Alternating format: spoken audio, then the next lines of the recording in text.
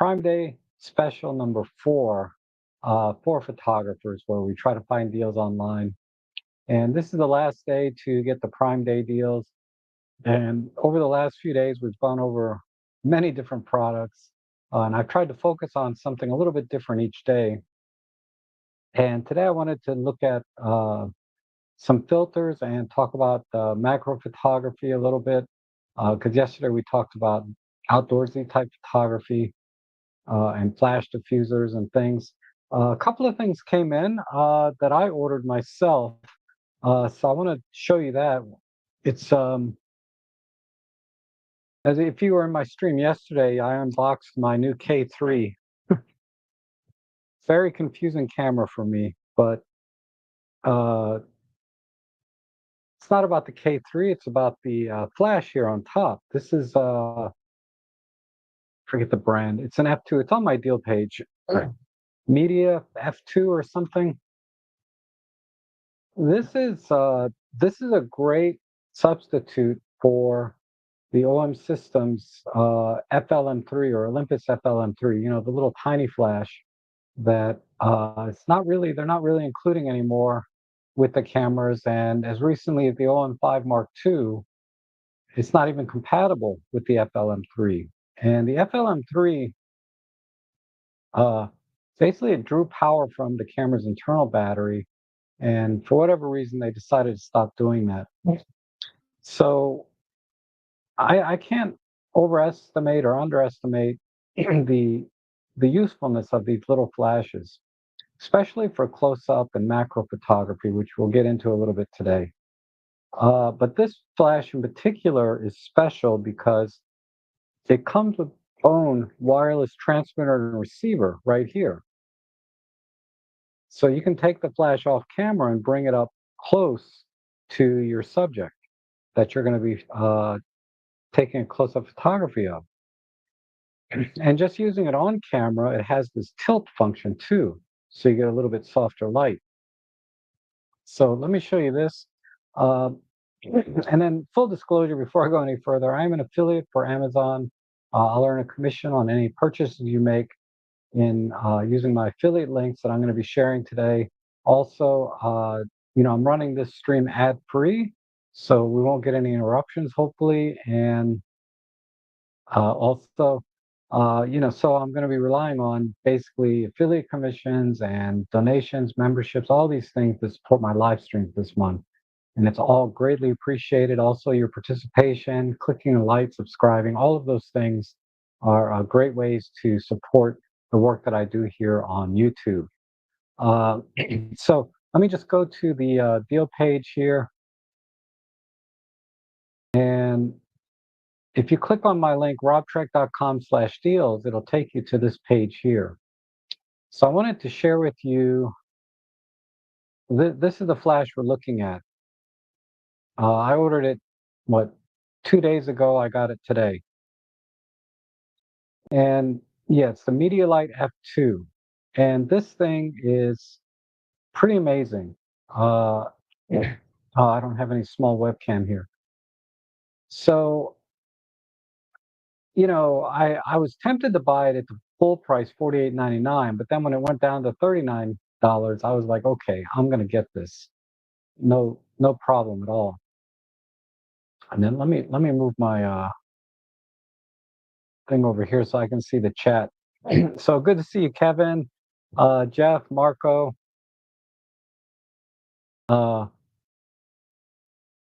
So okay, let me just give you a quick demo of this little flash, um, and show you what it looks like, say, on an EM5 Mark III, which is pretty much the same as the OM5 Mark II. Where's my EM5 Mark III? Oh, here.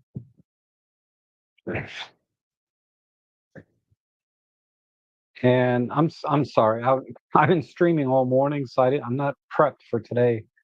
But yeah, that's it. It's very lightweight. Say compared to trying to haul around. This is a small flash. Trying to haul around a full-size flash like this one or this one, or even this one. right? Just to look at the difference here. I mean, this thing is a monster, right? It has all the advantages of being a large flash, but and there are times and place for these flashes. Event photography, outdoor photography, and where you're trying to overpower the sun or it's a really super bright day. But even on a bright day in the shade, I found that this works pretty well. Now, I only had time to get a few shots this morning in between live streams, so I'll share those with you, and then I'll talk a little bit, go into the fine print about this flash. But for $39, this is a no-brainer to add to your kit. Even if you have an FLM3, being able to detach the flash and use it off camera is huge, and it's $39. Okay, so let's see.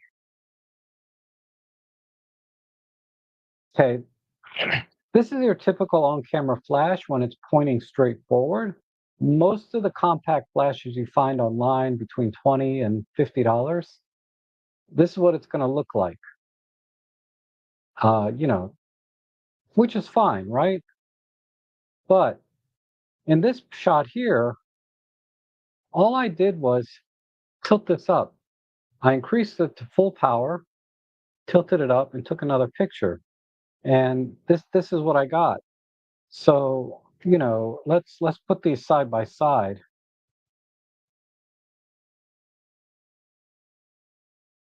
It's a huge difference in just the quality of the light, the pleasantness, you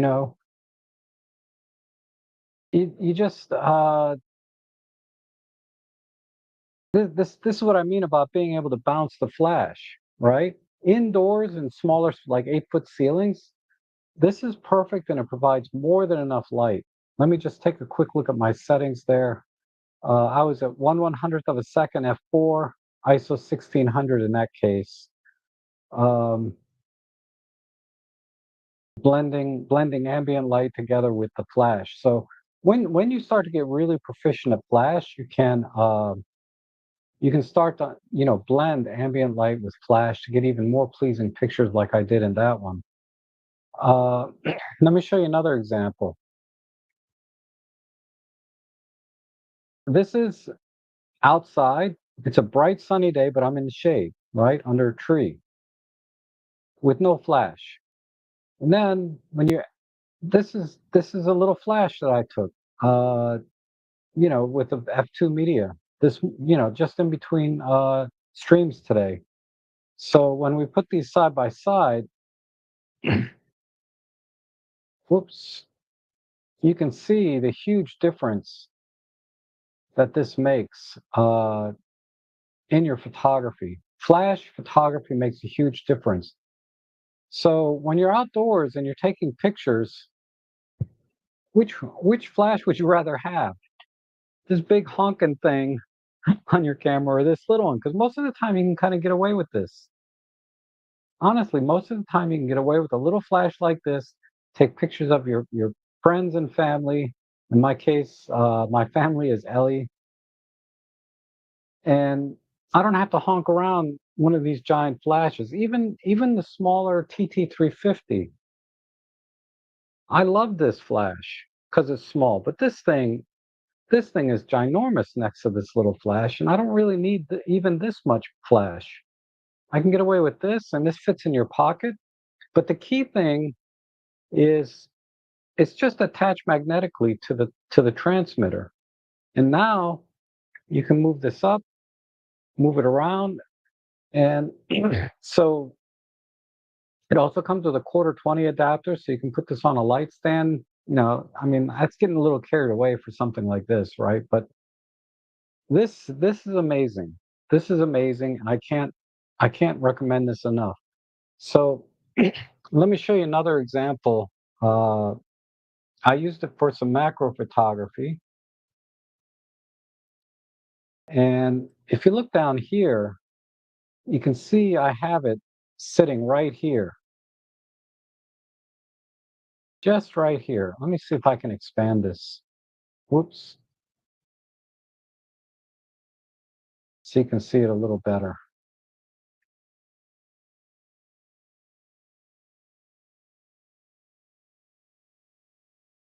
So here's the transmitter on my OM3, and I have double extension tubes and the diopter and the flash right here flashing onto this ruler. I'm trying to measure the actual magnification I'm getting, and I'll talk about that next. But, you know, if I had this flash on top of the camera, it's too far away from the subject, and the lens is blocking the light coming from the flash. So even if I put a diffuser on the front of this kind of setup, it will help a lot. But the difference in the quality of light, because if you look at these images, where I have the flash put set up is the light's coming from the left side, and it's creating more texture and detail in the image versus shooting straight on. So like if you look at the first one here with the bull, you can see a nice shadow on the right side here and nice highlights on the left side, giving you some depth to even these relatively flat two-dimensional objects like this coin. So this being able to take the flash off camera is a huge deal as well. Being able to point the flash and tilt it is a big deal. And being able to get this for $39 is a great deal. How do you like that? I didn't plan that. But uh, so in terms of functionality, I give this a 10 out of 10. Okay. Now, build quality. This is all plastic, so don't drop it. It comes with a nice hard shell, but I suspect if you drop this thing at any height onto concrete, it may not survive. But it comes in this like waterproof hard shell. I mean, I can't believe they provided this. And it also came with the here's the box. Came with the charging cable, came with a nice little microfiber bag, and then there's a quarter 20 shoe mount here. So like I said, you could light this, put this onto a light stand. I would use it more like on a mini tripod like this. If I'm doing close-up macro work, I could put it on a mini tripod like this in front of the lens or in a position that, you know, would make sense if I'm doing close-up photography. So definitely, definitely very versatile. Now, the recycle time when you're like a okay, so let's get into the fine print first. So you just turn it on. There's a little switch here on the side, and you turn it on, and it tells you the battery power. So right now I'm at full battery, and then it has 4 lights here for the power output because it's full manual. There's no TTL or anything like that. But I got 1/8, 1/4, 1/2, and full power. Really, at 1/8 and 1/4 power, there's no recycle time. It just pops like this. But when I was doing focus bracketing, I found that I needed to set the interval to 1 second between shots. So if I'm using the focus bracketing in this camera for 15 shots, it would take 15 seconds to focus bracket a subject. So it's not quite ideal for focus bracketing and stacking, you know, insects that are always moving. It's you know, and most moving subjects are impossible to focus bracket anyway. But for other things, flowers and whatever else you want to get close-up shots of, like the quarter that I did last night, this is perfect. Now at full power, I didn't time it, but let's see how long it takes to recycle. So you just click this button to toggle through the different powers, right? So now I'm at full power. So let's press it and see. Oops, where's the there? So let's count it off. That was about 3 seconds, right? One, two, three, four, five, six.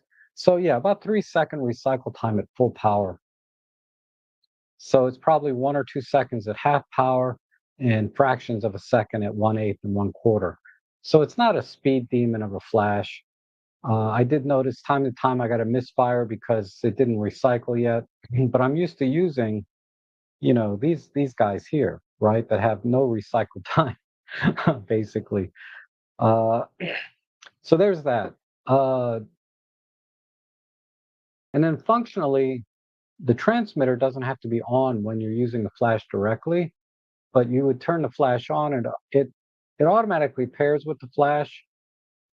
And now I can adjust, I'll show you. I can adjust the power.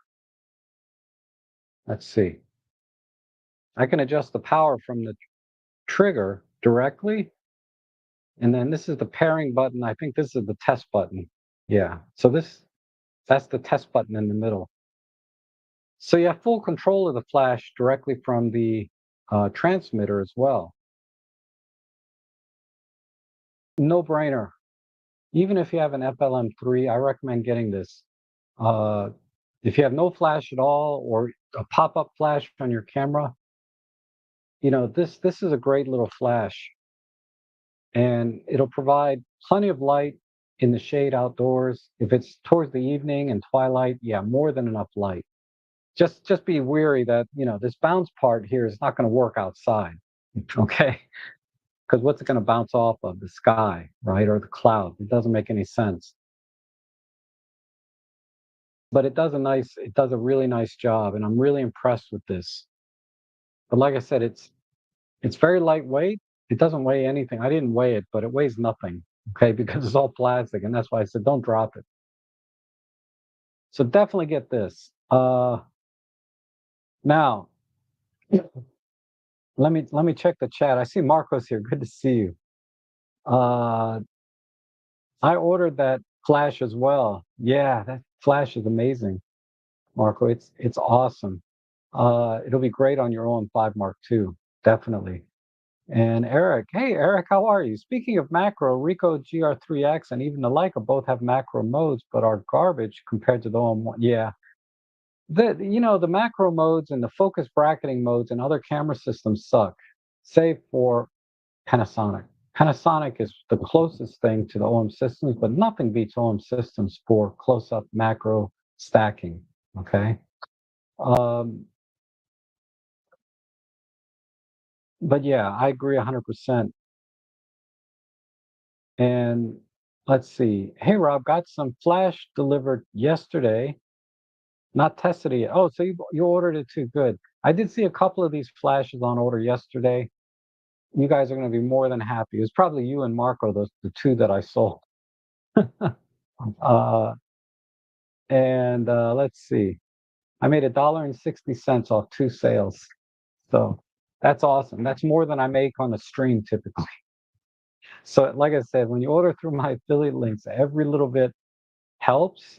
It all adds up, and then I may not ever have to put ads on my streams again, which would be awesome for everyone because I don't like it, interrupting my stream, and you guys don't like it clearly, right? And then there's workarounds and things like that. But anyhow, let's see. Jeff says I got 2 Amazon kids delivering in my street at the moment. People must be going crazy. Yeah, absolutely. And then Marco says OM System should partner with that company and make a branded version to bundle with future cameras in the place of the FLM3. That would be interesting. Uh, it would probably drive up the cost. Now, I will tell you, Godox is coming out with they have this now, right? Which I was supposed to review it this week and I didn't. That's okay. I got like 20 different vendors trying to send me this flash. If one person doesn't like me, I'll just ask another person. But kind of once word gets out that Rob Trek is slow in reviewing, the offers start to slow down. I did notice that. Anyhow, Godox has this, right? So let's see how this looks but this is not the one that I want to compare. This is not bad. This is TTL compatible, has a radio trigger. It will be available for OM System Panasonic, and this is a much, much better flash, and it costs twice as much. So uh, once Godox comes out with this, they should partner with Godox, I think, because Godox is going to have it already. Uh, Not just only this one, which is not bad. Let's see how it looks on the OM5 or EM5. It's not bad. It's still way better than this, right? Here's the back. Has a really nice screen and everything. Touch screen on the back. Godox is coming out with another one that's even smaller than this. That's TTL compatible. That would be the one to bundle with the OM5 Mark II going forward, or all of their cameras really, and just rebrand it. So I'm going to try and get that one in for review. It hasn't been released yet, so I'm going to try and get one, and we'll see. But this is the Godox IT30. I think it's on sale, or it's $75 or $79 right now on Amazon. But only Sony is out right now. So if you have a Sony camera, yeah, I can recommend this. Uh, it's got a couple issues. I'll talk about it in my review. Nothing that's really a deal breaker for me, but I'll bring up the some of the issues I had with this flash. But it's not unique to this flash. A lot of third-party flashes have this issue. So, but yeah, this is gorgeous. There's also a little modeling lamp here to help you with autofocus. I forget how to turn it on. Let's see.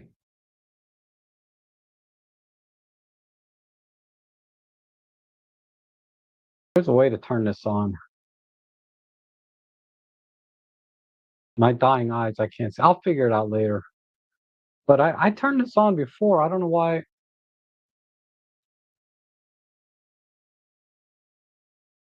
Oh, there it is. Yeah. So basically, it has this little bit of light will help with autofocusing. Okay. It's really way too dim for anything video related, but it'll help your autofocusing tremendously. If your camera's struggling in low light for close-up photography, it just gives a little bit of light, you know, not much. Okay.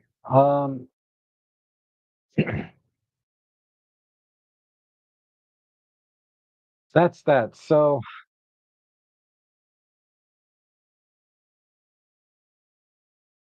no, the Godox flash is fixed. It's just a solid piece. So uh yeah, you can't rotate this. You're always gonna get that straight on flash, which is fine most of the time, but like the example I showed with Ellie of being able to bounce it can make a world of difference. And that's why this thing is such a no-brainer. It's such a no-brainer. How do I turn off this light now? I drain the battery. There we go. So it's you push and hold this green button. Uh yeah, doing this is makes a huge difference. So I'm going to be using this this weekend. I don't know, Robert, are you going to the sunflower thing? I'll be that, and I'm going to use it tomorrow morning actually at Metal Arc for doing some flower photography to get some more examples, and then I'm going to make a video about this light because I like it. I like it a lot. Once I figure out how the buttons work. Anyhow, that's enough of that. Okay, so since I talked about macro so much, let me go through the chat. Got a good trade in price for my Z6 original with 8,000 clicks, and the Z7 had, wow, nice. So you traded your Z6 in for a Z7. That's awesome. The Z7 is an amazing camera. It really is. Uh, I got some great lenses. Any of the Viltrox lenses for Nikon are awesome. The cheap ones. A lot of them are on sale for less than 150 bucks. Uh, one, I recommend hopefully hopefully Seven Artisans or TT Artisans. Oh no, we'll look at lenses later for your Z7, and I'll make a couple of specific recommendations for you. Of course, you probably have a lot of lenses already because you're not buying it brand new, right? You're just trading your old Nikon Z for the new one. And the Waylight SO5 video lights are on sale for about $15 if anybody wants portable little LED RGB lights for light painting. Okay, awesome. Thank you for sharing that. Let me take a quick look at those because I use a lot of small LED lights.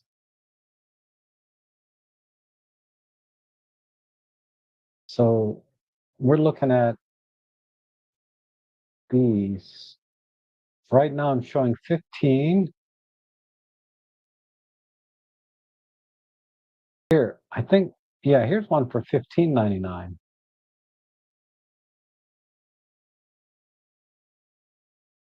Well, for me right now, because the prices keep changing, I noticed when stock starts selling out, they bump the price. But I assume you're talking, oh, that's the SO3. Where's the SO5?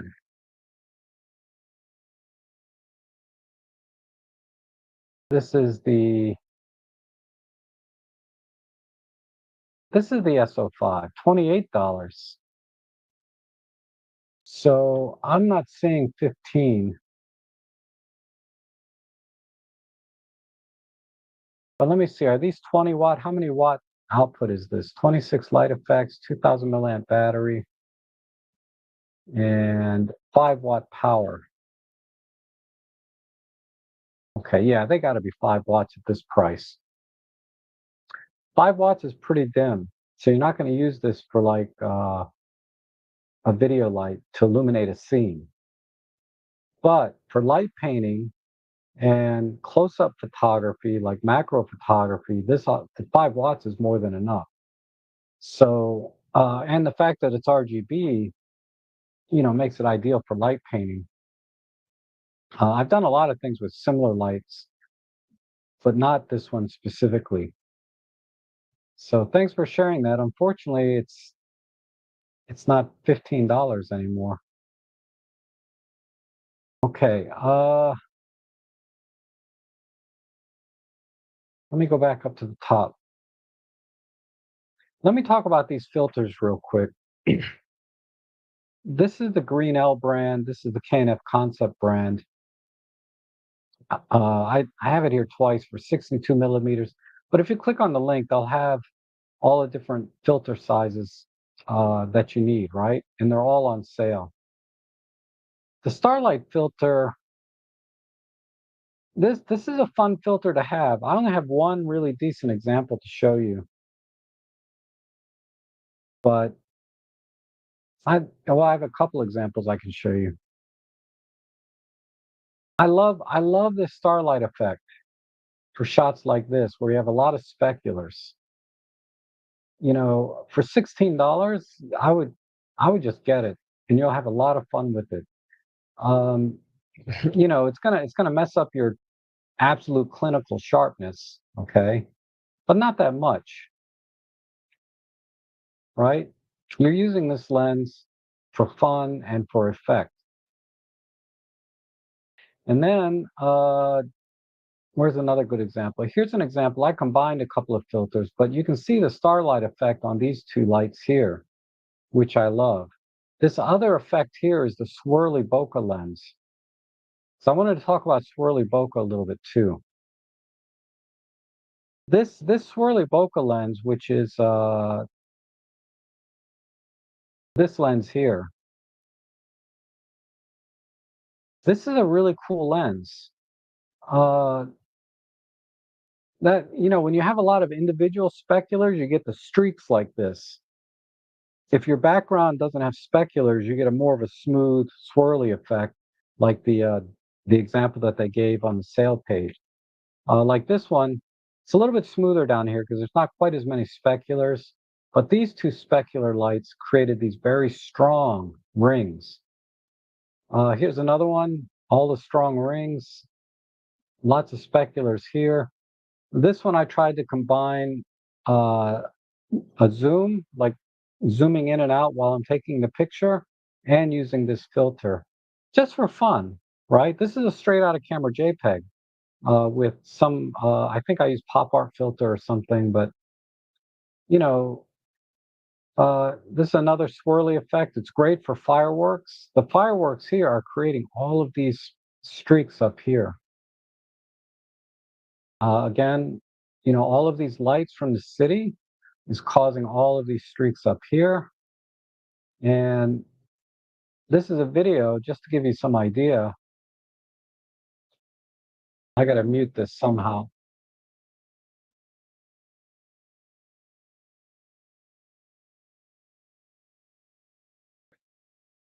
Oops.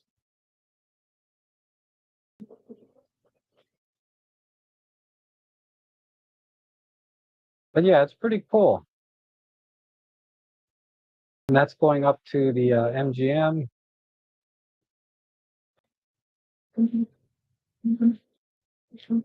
If you look at this shot here is without the starlight filter. So you can see what the swirly filter by itself is doing without the starlight effect compared to the shot we did before.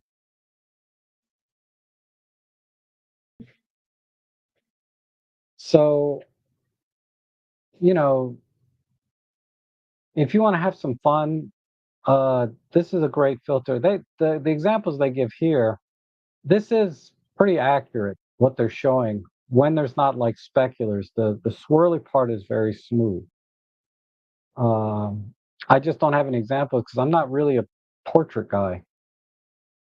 All right, I could probably do some with Ellie, but anyhow, I did not. But I should. It would be fun. Okay, let me check. Oh, so awesome! You will be at Meadowlark. Great, and only 10 likes. Hit the like. Oh, I appreciate that.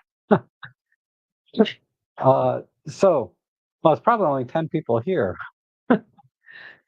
Okay, let me go back to my deal page to keep me on track here. So these are the lens filters. However, let me show you this one lens. This lens here, this is the Swirly bokeh lens, $231. This is, and it's an M42 mount, so you need to get an adapter. And then you can use it on any camera from Micro Four Thirds to full frame. But the idea being is to give you this swirly bokeh effect, right? Um, oh, sorry. This lens here, I got to remember to switch screens. This lens here, $231, 75 f1. That's a good deal, no question. But the idea being is you want to get this swirly bokeh effect that they're showing here, right? And this is a big, heavy lens. It's also a little soap bubbly too, right? Okay. What if I showed you you can get the same effect for like $30? All right. Let's see. Hopefully hold on.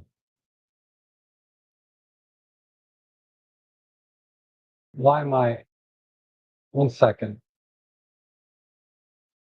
The video is playing for some reason. All right. Uh Crap. I didn't upload it. Let me just go to my Flickr page. I'm sure I can find it. Come on, mouse. All right.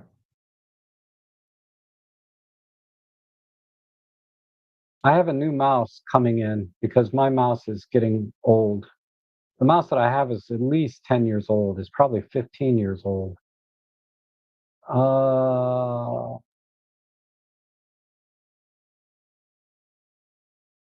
I think I have some examples here.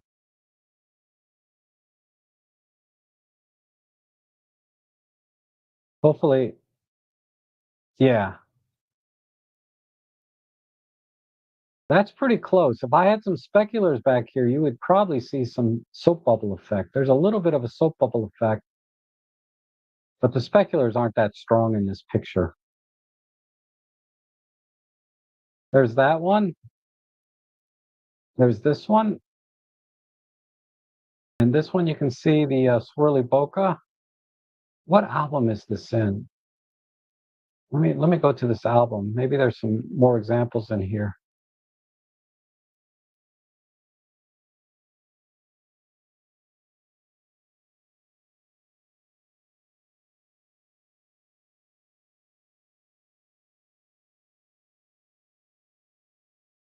Mm, I don't see.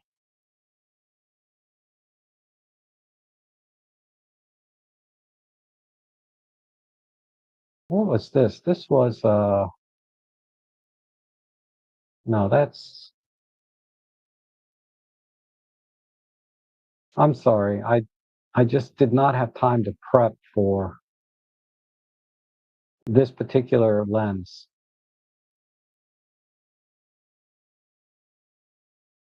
Where is it? Oh, I guess it's just these. Yeah, I only posted a couple of them, but okay, trust me, the effect is even more dramatic with speculars and things like that. And it's this lens here. Did I add it to the list?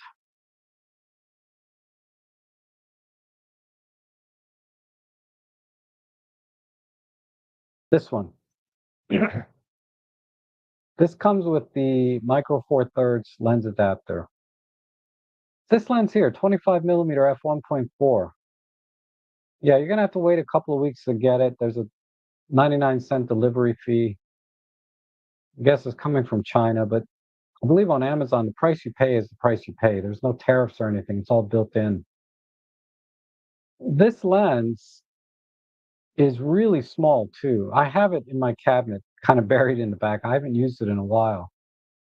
They don't show you the swirly bokeh effect that this lens gives on a micro four thirds camera.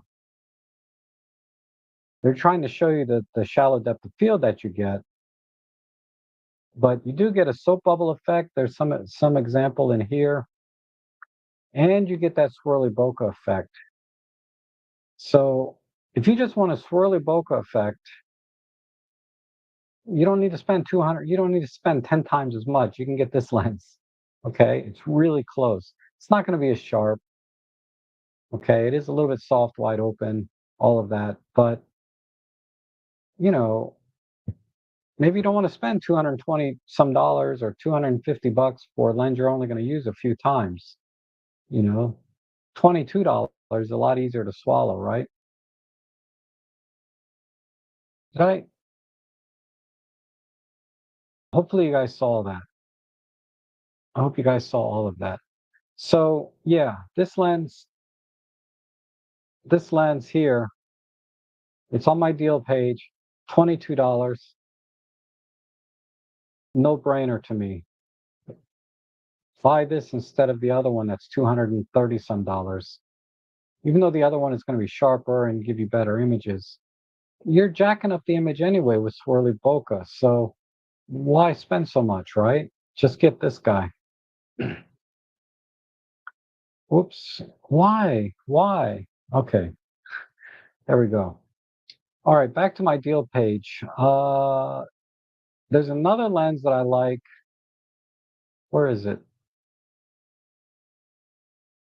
Yeah, it's right. It's right here. This lens here, this is also on my deal page. 20% off at checkout.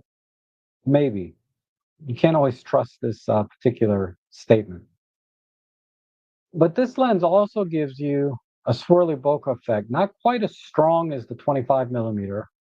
And the field of view on micro four thirds is going to be um, a little tighter, right? But then that makes this ideal for doing portraits. So if you want swirly bokeh with a portrait lens on micro four thirds, and to some extent, this also looks like it comes with Fujifilm and micro four third adapters. This used to be my favorite lens of all time. and I still really like this lens. I have three of these, mostly because I broke one, and then I wanted to get another one for my Fujifilm camera. So I have one for my Micro Four Thirds in silver, and I have one for Fujifilm in black. And this is also a very, very small lens. I don't have any pictures from this lens to show you ready. I have taken some, right, or many, but I just can't find them right now because it's not a lens I use very often. But for $30, maybe less, depending on if you can get that 20% discount, this is a lens I can recommend, and it's tiny. Uh, this lens I have it, I think, right here. Yeah, this is the 35 1.7 with the Fujifilm mount, and I know the 25 is back here. I'll try and grab it just so you get some idea how small it is.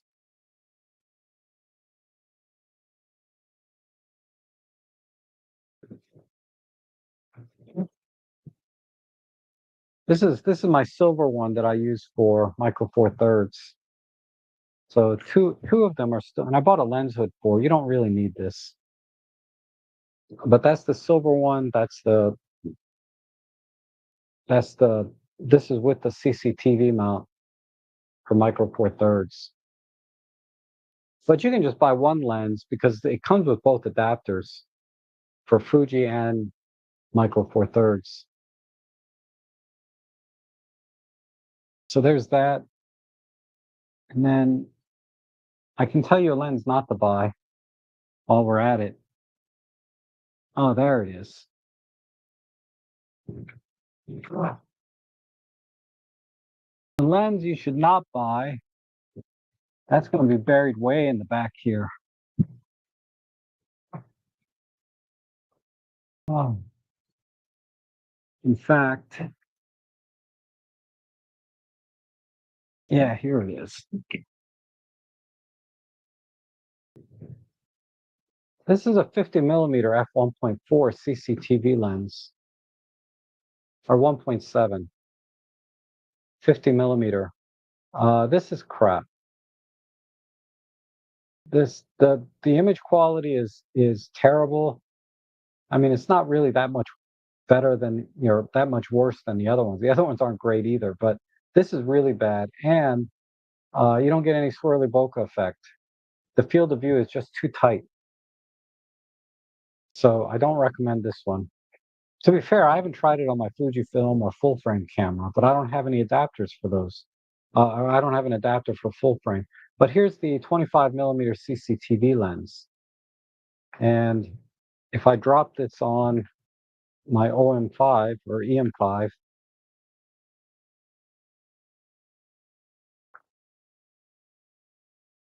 it looks silly.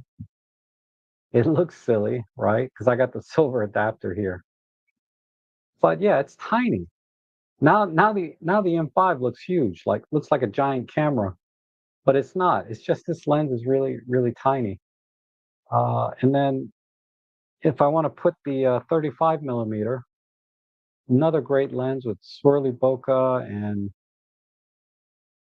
I have the mount there. I just screw it in,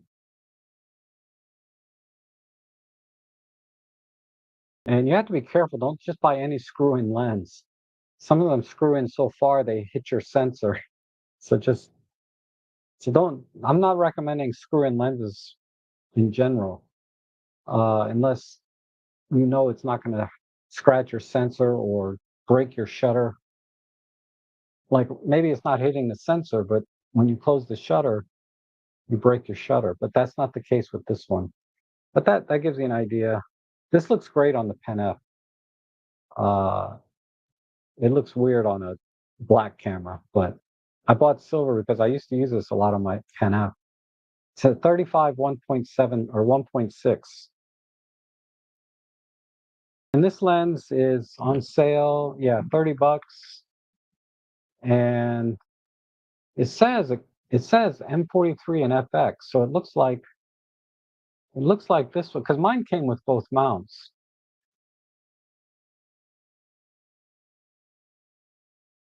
Let's see if they have a picture of, they don't show the mounts. So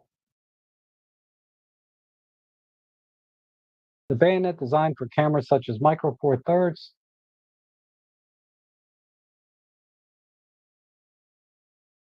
Okay, so this is why on my deal page, just in case,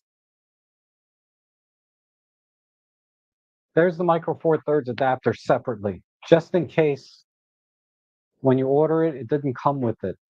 You never know. Coming from China, okay? You can order it separately, but order it right away because these kind of things, you're going to find them on eBay for cheaper. And if you're in the United States, you just have to be careful with the tariffs now. I don't know what's going to happen there. But if you order on Amazon, you know exactly what you're paying. But you can definitely go on eBay and find all of this stuff cheaper, generally speaking.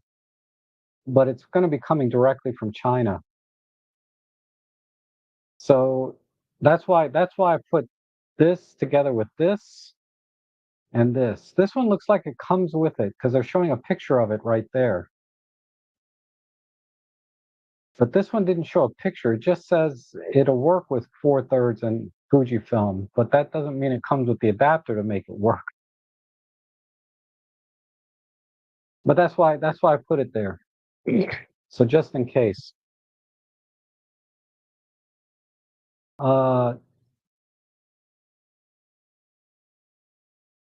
oh, you want the 28 4.5 pancake, but yeah, that would be a weird lens to put on your Z7 though. Because the Z7, that lens I picture more like on the ZFC or Z30, Z50 type size camera, smaller cameras. On a Z7, it'd be fun, but it would just be weird to me. Look at, I'm being a hypocrite though, right? Because I just showed you like these really weird looking lenses on a EM5 III. So I guess I shouldn't talk about weird looking lenses on cameras. Okay, so that's that. Uh, Marco says, I have the 55 f2 radioactive M42 lens that I will get with the 42 to Z adapter. Okay, cool. So that reminds me, one other thing I wanted to mention about this adapter. It's dual purpose. It'll fit M42 and CCTV. So there's two sets of rings in here. This one's for the M42, and then these rings down here, these threads, I should say, are for the CCTV. So 42 out here, CCTV here, which is brilliant. So you only need to buy one adapter for both lenses. Uh,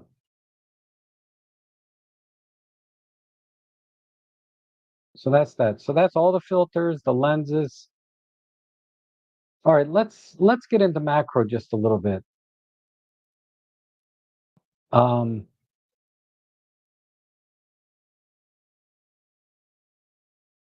so my setup, I have the 60 millimeter macro. I have some Mikey extension tubes, I have a different brand, but it's the same thing. These are El Cheapo extension tubes. They work perfectly fine with one caveat. And then macro rails, I'll talk about this a little bit, the nodal rail. And then I talked about the diffusers yesterday. Essentially, just get this one or this one, or get them both. They're like $10 each. Just get them both. You'll need both depending on your application. Like this one works really good with like the F2 media flash I just showed you. These two go together. But if you have like a regular round head or, like a TT350 or a V1, you want to get this one. So if you have a large flash and a small flash, you need both for doing close-up and macro photography. It's not really going to help you with portraits and that kind of thing. It's just a waste. Okay, so the question is, the 60 macro will give me 1-to-1 magnification. If I add the extension tubes, if I stack these together, I get about a 1.6 magnification. So a little bit more, right? And then if I add on this diopter here by itself, without the extension tubes, I get about a 1.5 magnification. But if I combine this diopter together with these tubes, I get a 2.1 magnification, 2-to-1. So I did take some pictures yesterday. This is how I measured it. I just used a ruler. Here you can see 17 millimeters, so that's 1-to-1. Here we're seeing a little over 11 millimeters. This was 1.5. And this one is 2-to-1, 2.1 magnification. And this is with both extension tubes combined. This came out to 1.6 magnification. So if I put these three images together,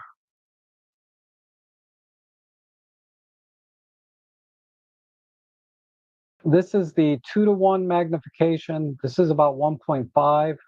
This is with the diopter only, and this is with the 60 macro only, no adapter. So this is 1-to-1, 1.5, and 2.1. So as you can see, this diopter, right, comes with two different, just snaps on and off. Let me,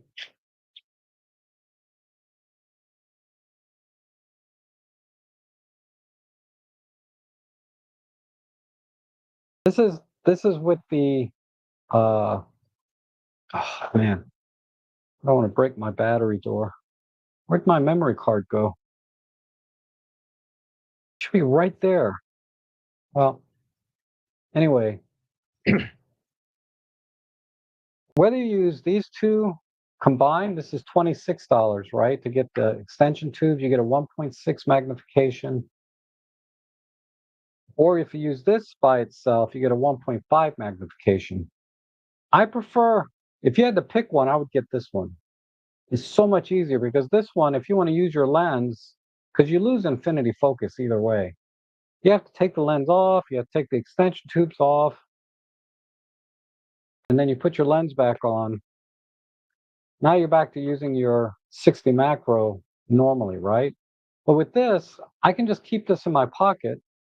And then if I want to do some close-up photography, I don't have to take my lens off. I just snap it on the front like this.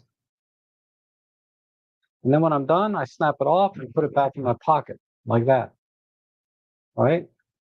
And then, oh, I said, man, hey, there's a beautiful little flower with a ladybug on it. I can just snap it back on and I'm good to go. So get this first. If you want to, if you want more magnification, then you can buy the extension tubes uh, after you buy the other one first. So I know this one's $42, okay, and this one is only $26. But the workflow on this one is 10 times better, and you don't have to worry about taking your lens off all the time, which is a problem, right? Because you're exposing your sensor, all kinds of problems every time you change a lens. You could drop your lens, drop your camera, whatever. With this, worst case scenario, you drop this and it cracks. I doubt it, but if it does, $42 to buy another one, right? Not $2,000, not $400, right? Okay. But yeah, so I combine them. So you saw the magnifications you can get with them individually. And because like I said, you're getting roughly the same magnification with these individually. So combining them, you get 2x magnification. Now, talking about extension tubes, there is, I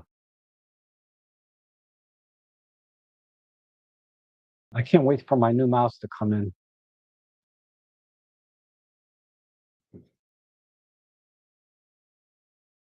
Because you can buy these, well, I'll come back to these. I have another set of extension tubes which came up in the stream yesterday. These are $104.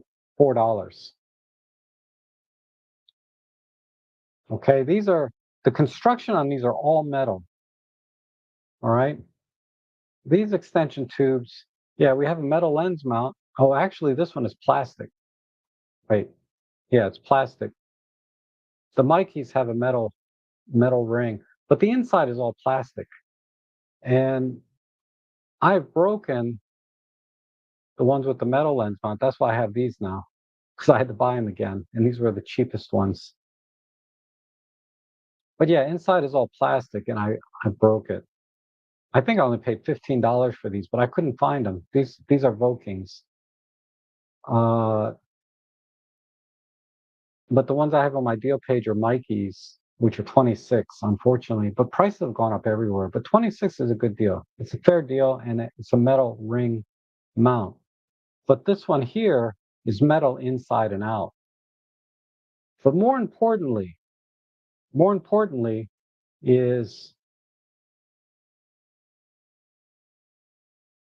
if you want to add a teleconverter, the 60 macro lens is not compatible directly with the teleconverter. But if you get those extension tubes, the Kenkos that are 103, you can combine the teleconverter with uh, the 60 macro. So you would put the teleconverter on, then you would put the extension rings on, extension tubes, and then you would put your lens on front of all of that. So do I recommend buying a teleconverter plus those extension tubes and the 60 macro? If you don't have anything now, no, don't do that. Just buy the 90 macro to begin with. Just start with that. That's compatible with the 1.4x. Uh, but if you already have a 60 macro or you already have the teleconverter, all you need to do is buy extension tubes and this diopter, and you'll get amazing magnification for not that much more money, right? Talking about $140 to add to your 60 macro. If you already have the teleconverters anyway, we're not talking about having to go to the 90 macro. You can get virtually the same magnification, if not more, with the, well, you'll definitely get, well, take that back. You'll get the same magnification as the 90 macro as you will with the 60 for just spending about 140, well, it'd be about closer to $150. So you don't have to buy the 90 macro right away. Um, so that's what I'm going to do for a while. And then if I really get into macro, like, I live and breathe it, then I'll get the 90 macro. It took me 10 years to buy the 60 macro because I was not in the macro. I just got by with extension tubes and diopters where the magnification is about 0.75. So if the lens natively, like the 40 to 150 kit lens, you might natively get like a zero point 0.1 or zero point 0.2 magnification. Adding extension tubes, you get up to about 0.5 to 0.75, somewhere in that range. But you can get a lot closer and get a much, you can do close-up photography with your 40 to 150 kit lens. So I will demonstrate that as well. So I'm gonna get this ready because I'm gonna demo all this stuff. If you want. If nobody cares, I can move on. Let me know. But there's that. Okay. But yeah, it's a good time to get this stuff. Now I know some of this stuff is not Prime Day special stuff, but I would be talking about this on Tuesday. That's my normal shopping day anyway for live streams. I've talked to death about the Prime Day deals already for the last 3 days. So I'm trying to show you some additional things and combine maybe a couple of Prime Day deals, right? Uh, okay, like the filters and things. Those are on Prime specials. Those I paid more for all of those filters than what they're selling for now, and I thought I got a good deal at the time. Um, T Dobbs is in. Just received my KNF Concept X Pro circular polarizer filter. Use it on my RF 200 to 800 and for those harsh sunny days, birds in flight. If I had 15% off coupon on, awesome, awesome. Uh, KNF makes great filters. Their filter right now is on sale. It's one that I have. I should add this to my deal page. Let me do that real quick. Polarizer ND.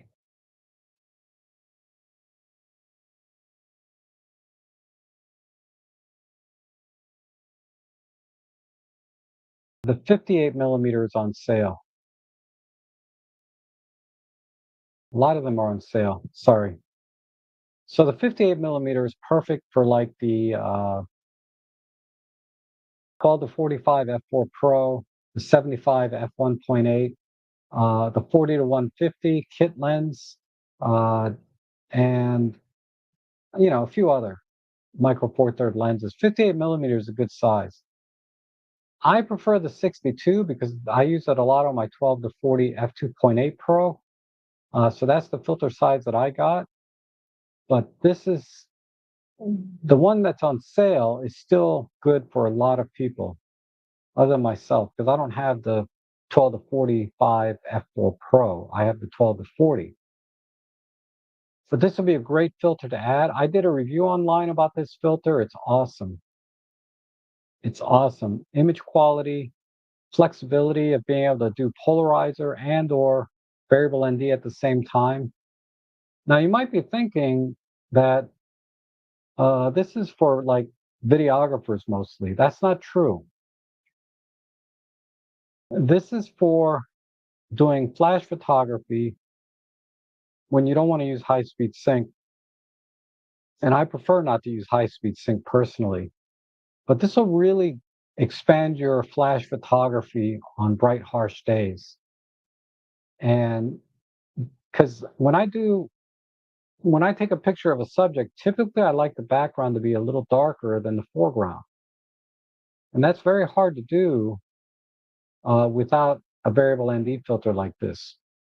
It also has a built-in polarizing effect. I won't get into the specifics about how all that works. It's complicated. It's not that complicated, but it's beyond the scope of what I want to talk about today. But, polarizer is great for increasing the contrast in a scene. Like, a lot of people show like the blue skies getting darker. It certainly does that depending on the angle of light. But you really increase the contrast and you cut through haze and reflections. And you can do some great street photography with a polarizer by cutting the reflections down and the glare that you get off of glass on buildings. So this filter does it all. And it'll allow you to shoot your lens wide open on bright days. So if you have your f1.8 or f1.4 lens, you need to have one of these if you want to shoot wide open in the street. Uh, so this has a lot of, and $66 is a great deal for this quality of a filter. So I have that filter here. Comes in a nice little case and pull tab like the old school wallets. Remember wallets that used to do that? Probably some still do, but yeah, I love this filter. I use a 58 to 62 ring adapter for my other lenses or whatever step ring adapter I need. But you can see that's the ND effect. And then the other ring here is the polarizer. So I'm rotating this without changing the ND effect, just the polarizing effect. If you watch my video on this lens, I kind of explain it better how to use this lens because it is a little tricky. The workflow is a little weird, but you only have to bring one filter, and there are some benefits to having both built into a single piece. Because polarizers are made up of two pieces of glass. This is made up of two pieces of glass, but they arranged it in a way that you can control the polarizing effect and the ND effect separately. And that's because of the way polarizers and ND filters work. An ND filter is just two polarizers. That's it. I'm sorry, polarizer is one piece of glass. ND filters are two pieces. Let me correct myself. So the variable ND filter, they were able to control the polarizing effect because ND filters are two polarizers combined. Because what does a polarizer do? I said I wouldn't get into this, but I might as well. Polarizer just is like a bunch of grids in your glass, and it blocks the light coming in from different angles so you get better contrast. An ND filter, variable ND filter, is just two polarizers overlapping each other. So the way this is designed is a way that you can control each one individually. Okay, it's enough of that. Uh, so no, no hesitation recommending this filter, and it's a true color filter. It's not going to affect the white balance. Okay, no problem with white balance with this either. Just make sure this is the same one I'm talking about. Yeah, it was originally $82, 85 here. No X cross.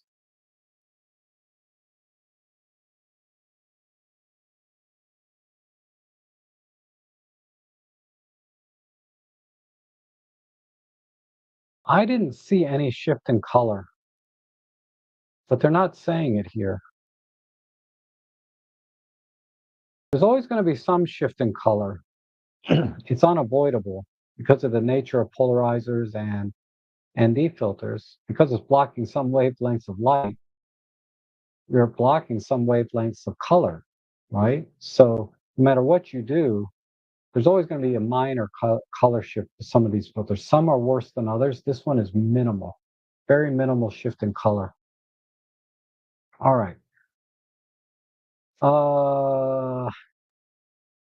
Let me scroll down. Just want to check.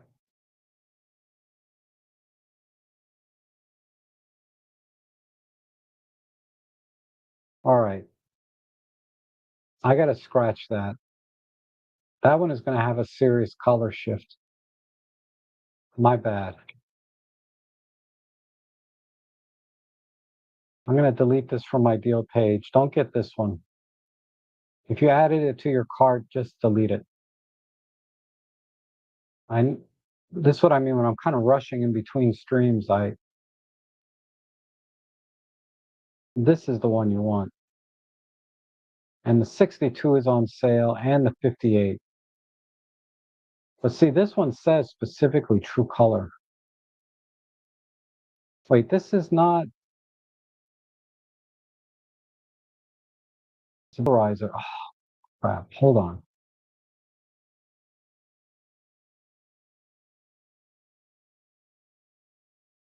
What I need to do is just go to my channel and look at exactly which one it is. My huge apology on that. So video, let me go to my channel and get the exact product. I don't want you guys to buy the wrong one. Variable.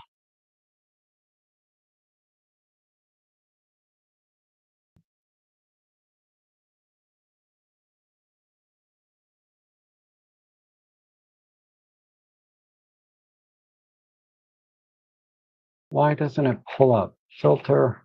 There it is.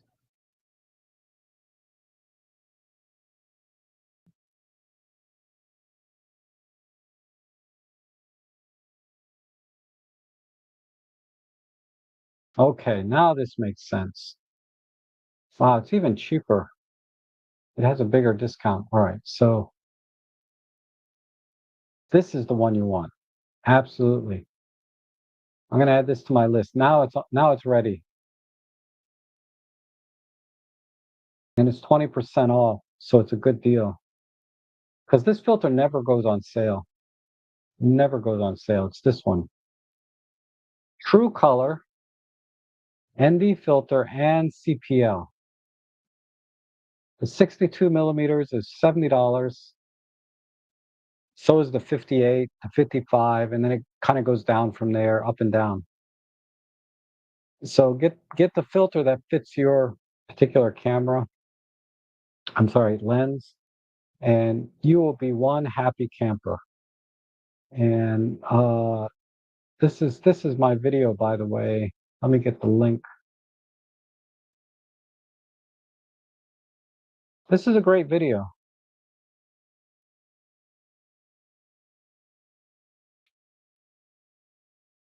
You will not regret watching that video. All right. If you haven't already. And the KNF CPL is great for cloud detail and enhances greens and trees and flower. Also reduces glare off water and white birds.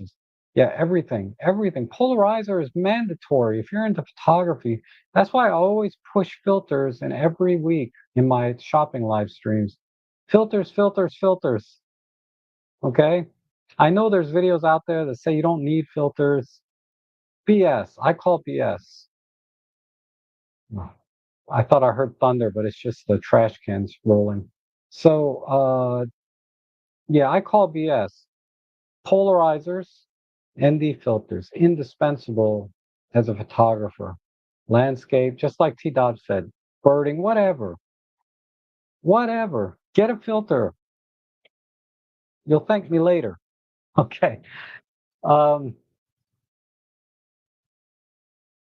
all right. Let me go back to my list here. Now that I have the right filter, the right lenses, we talked about this and the extension tubes. Okay, macro rails. This is uh this is better demonstrated than talking about. I'm going to order one of these. I haven't decided yet. I have this. This is a nodal rail. It's a little bit different, but you can use it like a macro rail. Um, so, okay. I need to take 1 minute here. I'll be right back. Just give me 1 minute. We'll come back and I'm going to demo macro and why you need a macro rail. Okay. You don't have to get it, but it makes life so much easier. And that's what I try to do on my channel is make photography easy. Don't make it hard. Okay? It doesn't have to be hard. You just need the right tools. Okay? So I'll be right back.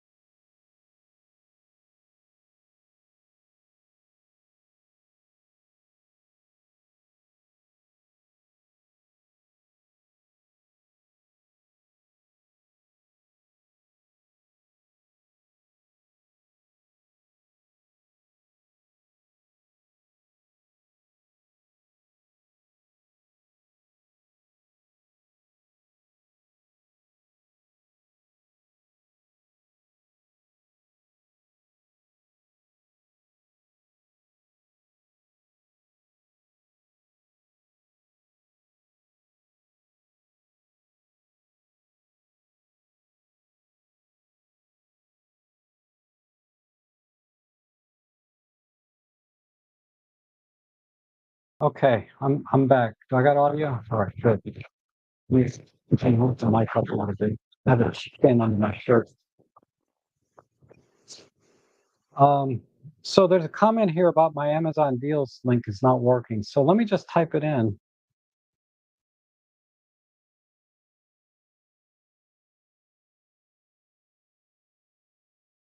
So that should be it. Let me type it in on my browser.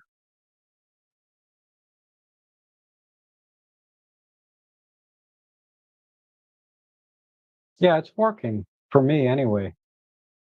Uh, but that should take you right to the deals page right here. Okay. Now let's see. Can I get a picture of this space here? Let me see. 1 second.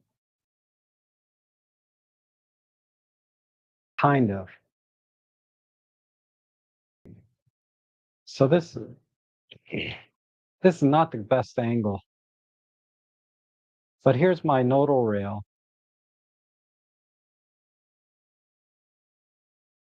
I'm going to put my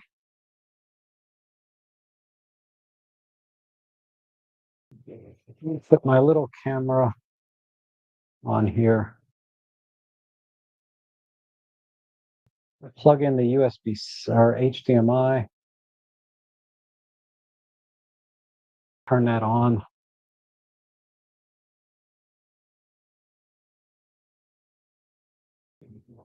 How do you move this? It's a little crooked, but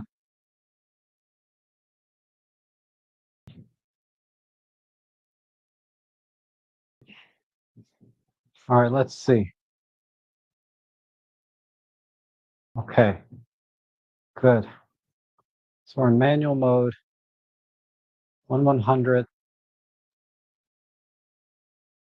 CAF, turn that off. Silent shutter, metering doesn't matter. Image stabilization doesn't really matter. Go to F9. I have a lens cap on or something? Why? Why is it so dark? Let me crank up my ISO.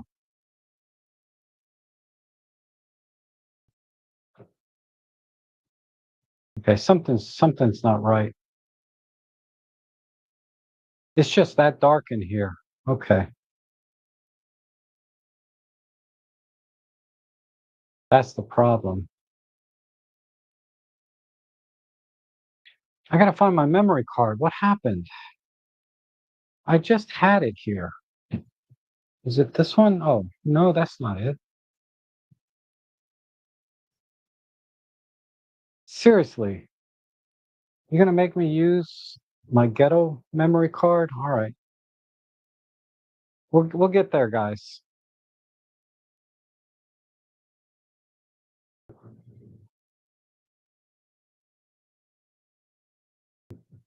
So, uh, I need to, I need to, maybe I can just turn this. This might be better. You can see my ghetto office here.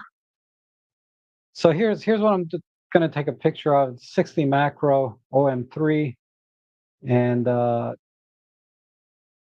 I need my flash. So I'm gonna use this flash. This is the F2. Let's turn that baby on. And let's do a test shot. All right, it actually looks like it's working. 1 second. Let's do a test shot. Good, so I need more power. I'm at 1/8 power. So I'm just gonna increase the power. It looks like I need about 2 stops. And let's look again. Ah, much better. So let me turn on the image review there. That way it'll show right away. I'm going to increase this to F8. So that's about one stop. So I'm going to go to full power. So now I'm going to change this to full power, and I should get about the same exposure. Okay, very good. Exactly what I want. Page not found. Okay, so I'm going to put the link in the chat section like that. That should take you there. Get link. Here's try one of those two links. That'll take you to my deal page in the chat section. Sorry about that. I don't know why, because when I type in HTTPS,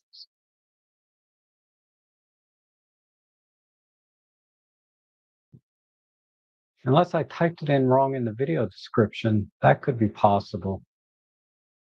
Let me see if I can fix that.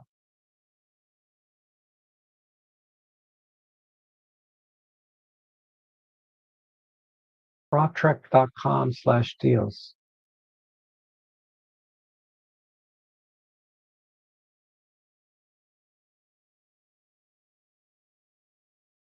No, it's everything is correct.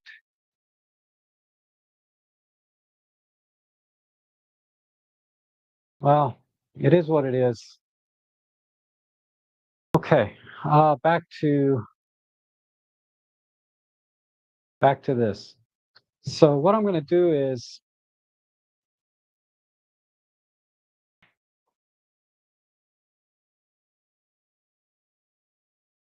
I don't know why it's not working for you guys.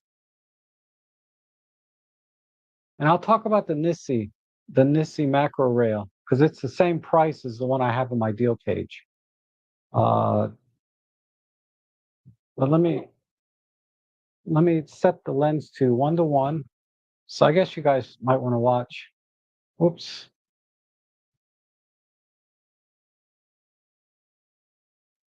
So I'm gonna turn this little dial here to get 1:1. And now I have to move this in close enough to get this thing in focus.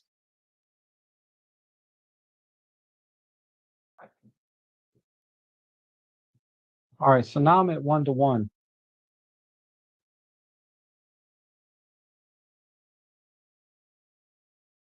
Almost there.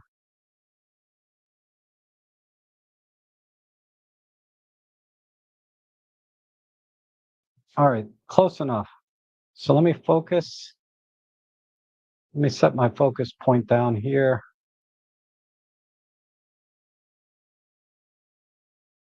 There. And take a picture. Oops. Flash didn't fire. Try again. All right, what? Why isn't the flash firing now? See, this is the problem of going live. Shit happens. This should be firing. There it goes. All right. So that's with the flash. And that's 1:1. So what I'm going to do now is I'm going to put this on, the diopter. Okay. So now I have to get even closer. So let me adjust my tripod a little bit. Now we're at 1.5:1. I'm going to tilt this down just a bit.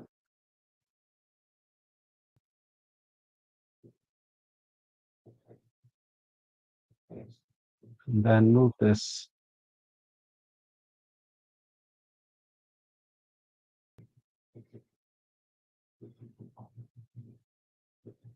And autofocus and take a picture there. Okay. So, whoops.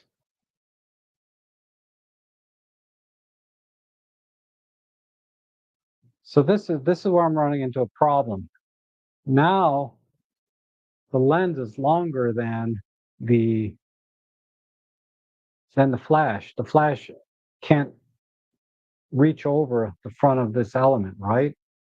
And when I add extension tubes, it's even worse because the lens is now even longer.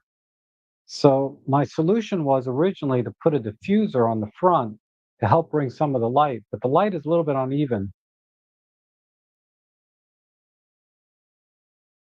But I'm going to show you what it looks like. It works. It works like this. This is like a $10 diffuser, right? That I talked about yesterday. So I'm going to put this on.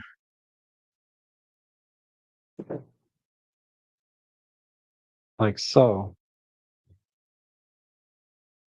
Put my thingamajig back on. And then let's see if I can get it in the right focus point again. There. Right there. And let me point my camera down a little bit. Now, because I added the diffuser, it's not going to be as bright. But that's with the diffuser. So if we compare that to the previous picture, you can see it's being blocked, but when I add the diffuser, it brings the light into the front. Or it spreads the light around enough, right?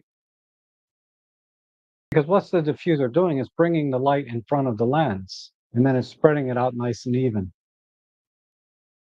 This will work with the extension tubes as well. But what I like about this flash is I can take it off, I can just move it over to the side, and it'll fire just the same. Okay, so that's all I wanted to show you there. And if I add the extension tubes, it'll get even we can get even more magnification, right? But let's skip that step in the interest of time. And what I wanted to talk about was macro rail. So let me see if I can get that picture up. So this is the nodal rail. I use this for doing panoramas. We'll talk about panoramas maybe another day, or if I still have energy, I'll talk about it today. Basically, a macro rail, it has a knob on the back, and it moves the rail back and forward as you're turning the knob. So as I'm turning the knob, a macro rail will move this back and forth in very, very fine increments. Because what I was doing before is I would have to kind of just slide the camera forward a little bit or a little bit back manually. And you lack a lot of precision this way, right? Having a dial to turn on a macro rail very slowly and moving it back and forth is critical if you're doing more than 1-to-1 magnification. If you're doing 2-to-1 magnification or higher, a macro rail is very, very important. And if you look at one of one's image Instagram that I showed, I think yesterday, he's doing like 7-to-1 macro. And I wish he was here. He could help us out a little bit because I've never done that before. But I can see the value in having a macro rail. So what I'm doing is I'm just loosening my plate here, my clamp, and sliding it very gradually like this. So you can kind of get away with using just a simple nodal rail. And these are like 20 bucks, right? I think I see one on my deal page for like $16 maybe. So that's what I'm doing. I'm just sliding it back and forth to get that as close as possible to the subject, in which case it's just this little toy camera, which was on sale for $28 last week, but its Prime Day sale is $35. So go figure. That's why it's not on my Prime deal page. Okay, so let's look at the macro rails real quick. Um,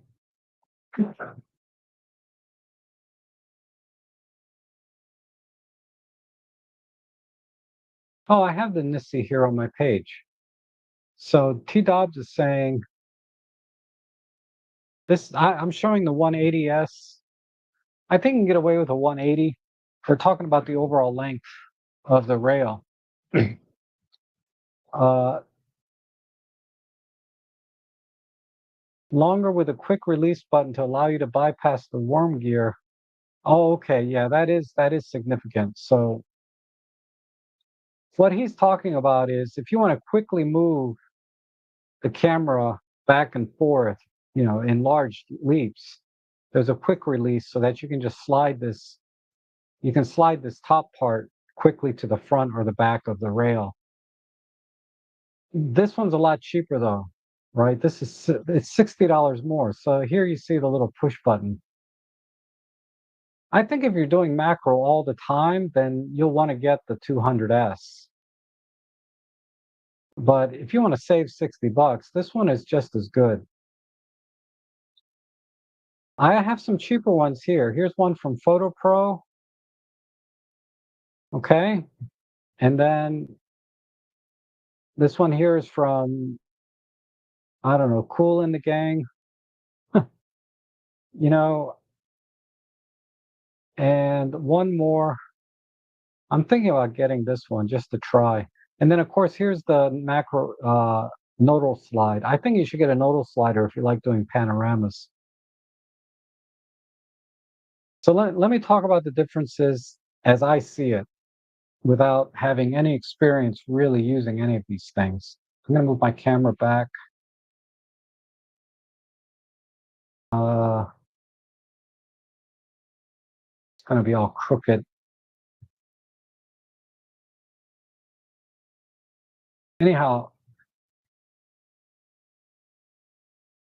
what we're talking about here is precision. I think all of these will give you the kind of precision you need, but some of them have some additional features, right? The quick slide, like on the 200S.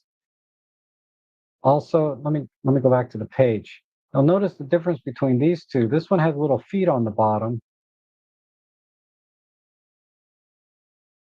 and this one does not, right? This one has no feet. So this is designed to be mounted to a tripod. What's nice about having a little feet on the bottom is you don't need a tripod. You can just rest the camera directly on the nodal rail, put your subject in front of it like I did here on my desk, and you're good to go, right? However, out in the field, you're normally not going to set your macro rail on the ground. There'd be no point to that. You're going to mount it to your tripod. So that's why I kind of like these other options. Like you're going to have to add there's holes on the bottom, I believe, so you can put a yeah, you can add an Arca Swiss plate here, so you can mount it. It may even come with it. Yeah, it comes with an Arca Swiss plate. Uh, yeah, personally, I'm a little torn between these three. Right? Do I just spend $36 and get something that should work and work well enough for for the little bit of high macro that I do? Spend a little more from Photo Pro, which is a decent brand that I've heard of. Probably, and it has a really much nicer turning dial here. Although I prefer the knob. In this one looks like the best option. That giant knob on the back really, really gives you more precision when you're moving the camera back and forth. Now, from the reviews I've been reading, the complaint that I've been hearing, and it's even on the NISI, is when you're rotating it forward, it works great. When you're rotating it backwards, it's a little rough. And that seems to be true of all the macro rails. I don't know why, but I keep reading that particular comment over and over again. Whereas some people say it works fine forward and backwards. The Nissi, if we look back here again, you'll see that it has the big knob, and then inside it has this little flip out lever, so you can turn it like a crank. Although I don't think that's you'll have as much precision if you're just turning the wheel. So I'm going to decide where I'm going to put my money on this today. I'm going to decide which one. I've already spent so much money. For me, I spent a lot on Prime Day. I'm a little bit mixed about dropping another $100, although that's what I'm leaning towards is the $100 one. It's the $100 one or the $36 one. I'm tempted to try the $36 one because I like cheap stuff that works well enough. But I know eventually I'm going to have to buy the $100 one, right? And it's on sale right now. So I'm a little torn, but I'll let you guys make up your own mind. Clearly, T. Dobbs is recommending it. It's going to be awesome. It looks really good here, has great reviews, and it's on sale. $111. I think if you're not on a really tight budget like I am, just go for the $100 one. But I'm sort of torn. Worst case, if you're very tight, like me and Darko, uh, you can just get this slider and just slide it manually for $16, about $17, right? Let me see what size mine is. I think mine's a little bigger. Mine's a 140. It's actually a little smaller. So the nodal rail for Micro Four Thirds, okay? This is the right size, 140, 150 millimeters. If you get any longer, because you use these for landscapes a lot of times, if you get any longer, the rail is going to be in the shot, especially with wide angle lenses. So just get this one. This is as big as you need for Micro Four Thirds and all the lenses you would use. For full frame cameras and things, you may need longer, right? Because the lenses are a lot bigger. Your close focusing distances are usually further away than a lot of the Olympus glass, et cetera, et cetera. But I've been using this one forever, uh, and it's great, and it's getting me by right now. So I don't have to spend any more money. I could just use this and just slide it manually by hand by loosening the clamp. So just a little bit of scoop on where my brain is on this particular product. In that, if you really want to do macro, close-up macro, 2-to-1 type stuff, you need one of these. It makes things a lot easier. Because I was struggling with moving the camera back and forth a little bit, and using the nodal rail made it easier. But having a little wheel to turn back and forth, uh, especially some of the OM system cameras don't have in-camera stacking, so you can uh, dial in the maximum magnification, right, 1-to-1, and then set up your focus bracketing from there, and you'll get the maximum magnification. And God forbid you go 3-to-1, 4-to-1, 5-to-1 magnification. A nodal rail, I'm sorry, focusing a macro rail is indispensable. Okay, and I use the Godox MF12. Yeah, that's the little macro flash, right? And wireless controller. Yeah, that's a great setup. It's expensive though, and they're coming out with a cheaper solution. We'll see. It hasn't been released yet, so I can't say anything. But I know exactly what flashes you're talking about. They're little square head or rectangular heads about this big, and they come with brackets and things so you can mount it to your lens. And it's an awesome setup. A friend of mine has one, takes amazing macro shots, flowers and things like that. Uh, but if you don't have to get two of them with the bracket is a couple $100. This little F2, you could buy two of them for $80 and basically do the same thing, but you'd have to have a way to mount them or hold them, in the same, pointing in like this. Unlike the Godox solution is a complete setup, right? Okay, so that's the bulk of what I wanted to talk about today for the Amazon deals. There is one more thing here. This tripod, if you're going to start doing macro photography, close-up photography, you need a damn good tabletop tripod. This one's on sale. Handles up to 33 pounds. You don't need that much weight, but when you start stacking on your nodal rail, not your nodal rail, but your macro rail, and your 90 millimeter macro and your flashes, you can get carried away. It doesn't take much to tip over a tripod. So it's good to get as sturdy one as possible. This one has a lot of nice features with quarter 20 screws all the way around to give you some other options for stuff. But you can see from this picture, it goes down flat. So you can get very low to the ground, or you can raise it up 16 inches, and it packs down nice and tight, nice and compact. For me,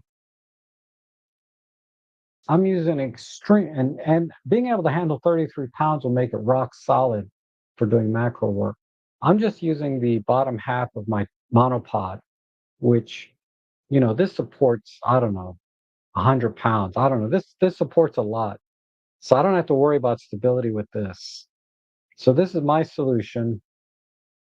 This tripod, or I'm sorry, this monopod is on sale for $111. So you get an awesome monopod and you get a mini tabletop tripod. So I would just plug the monopod in here and put this back on the top part. And it comes with this Arca Swiss clamp with the plates. I know for many of you here I'm repeating myself, but for those of you that haven't been coming to every stream, uh, I can't recommend this enough either, this monopod from Suray, because I can quickly convert it back. And if you're going to use this for your birding and wildlife, you want to get this gimbal. This gimbal is awesome. I can just snap it in like that, and then I can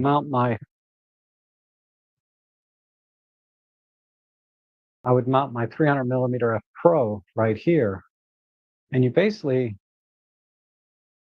imagine, right? I'm holding my camera, I can pivot and move around. It's great for video work, especially, but also for a lot of people, they can't hold. Because I just saw Tony Northrup's video about, what was he talking about? Tripods?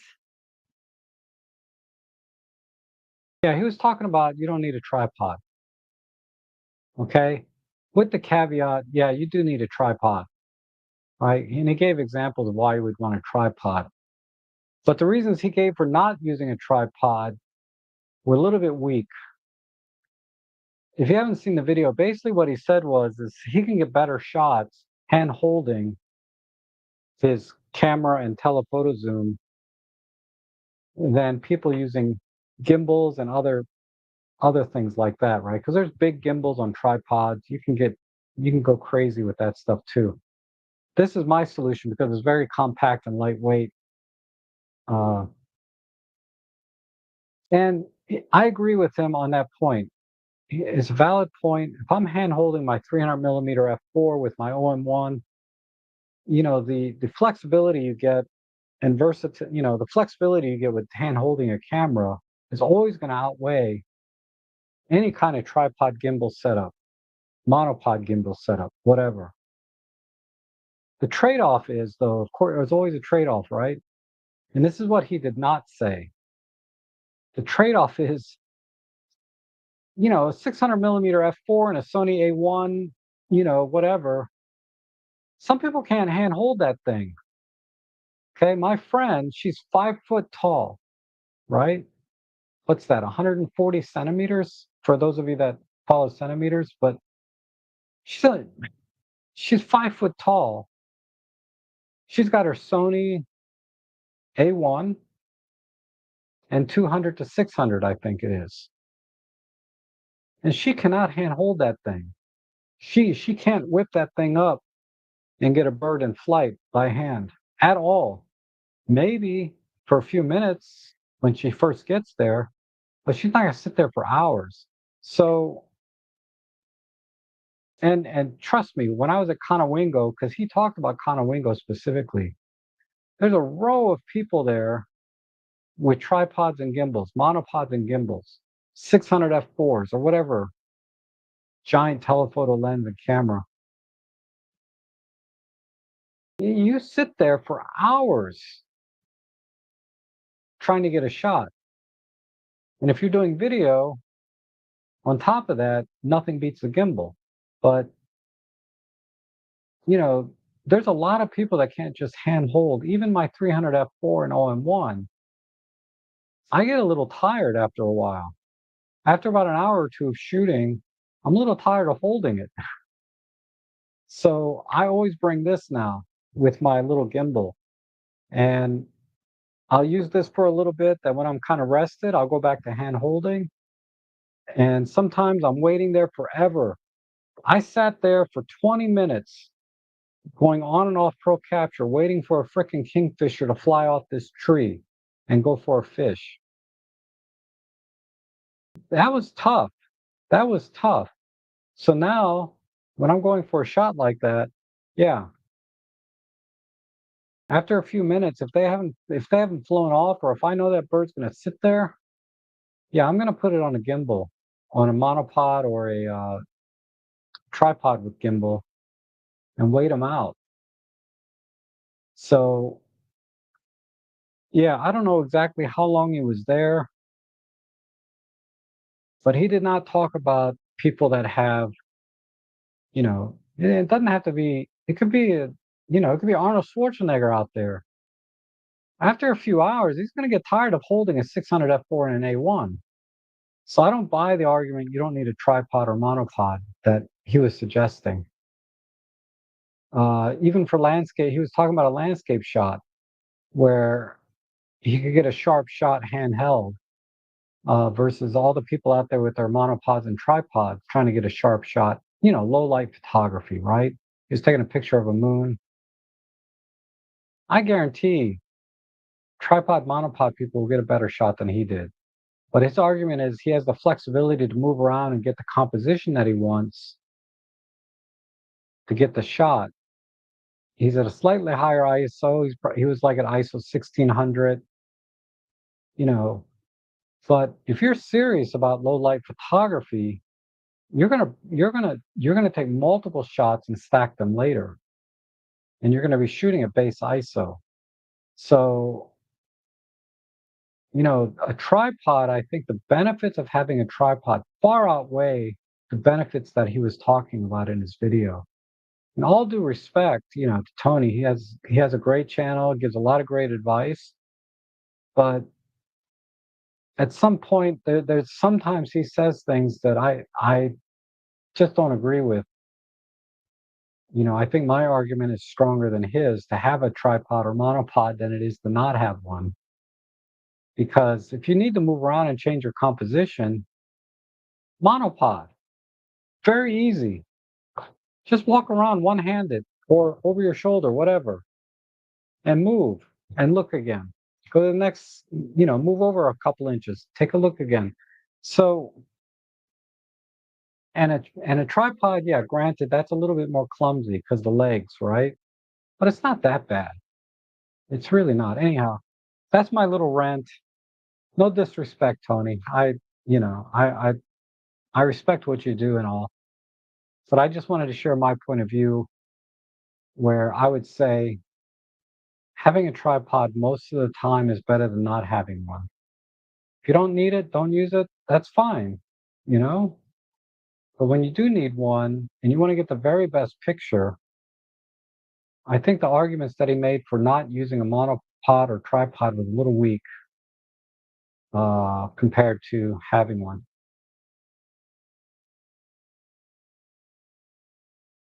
And sorry, the entire rail of the Nissi is Arca Swiss grooved gale. It fits directly on the Arca Swiss wall. Yes, I'm sorry. You're right. You're right. You don't need to add the plate. The rail itself, the rail itself is like this nodal rail. The bottom part is Arca Swiss. I'm having a brain fart today. Uh, so I have the Nissi rail itself is okay, got it. And Ethan is your go-to guy for macro. His work is excellent. Yes, absolutely. I don't see him here today. Maybe he'll watch later. But we all love your work, Ethan. You're awesome. Okay, and we talked about that. All right, so it looks like I'm caught up on the chat. So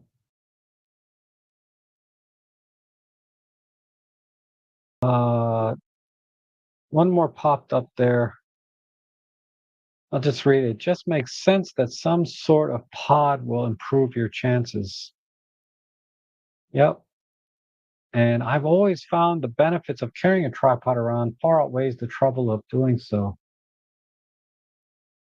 Yes. It's like I just ordered, it'll be in next week. I ordered a Prime Day deal, that Photo Pro tripod that I shared with you the other day. When that comes in, I'll show it to you guys again at the next stream thereafter. But it's compact. It's like this. I just carry it on my back in this tripod uh, bag, shoulder bag for the tripod, or I can carry it on the side of a backpack in the pocket or whatever. It's not that big a deal. With Micro Four Thirds, you can get away with travel smaller size versions of everything. You don't need to get the freaking massive, things that you see a lot of people have to do for their other camera systems. And that's one of the benefits of Micro Four Thirds. And I think the trade-off in image quality, and there is minor compared to the benefits.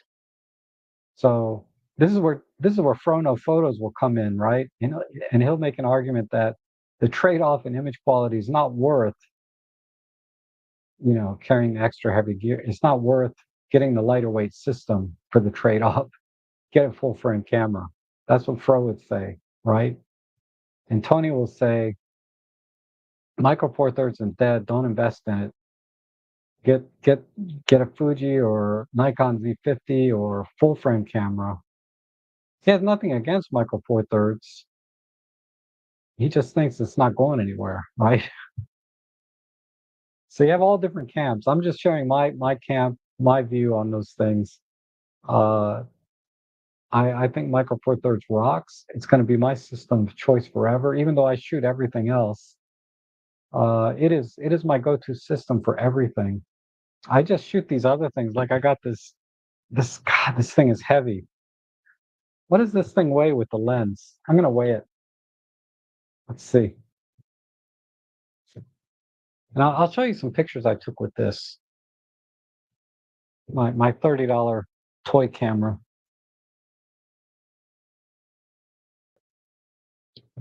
So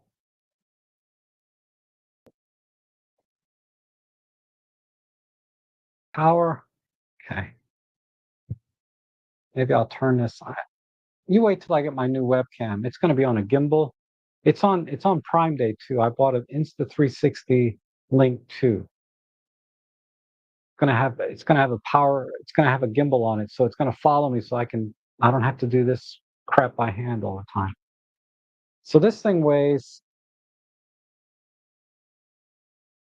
1,374 grams. So 1.3 or about 1.4 kilos. My OM3. Let's put the right lens on here.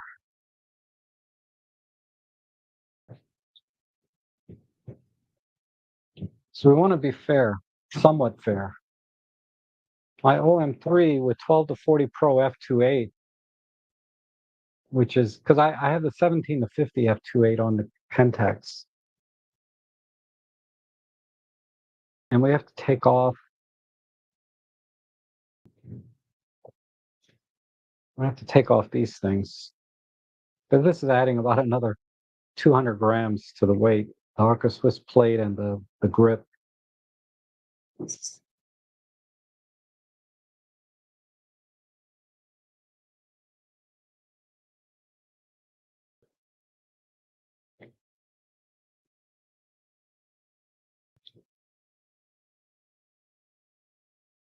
Why is it stuck? Oh, there we go.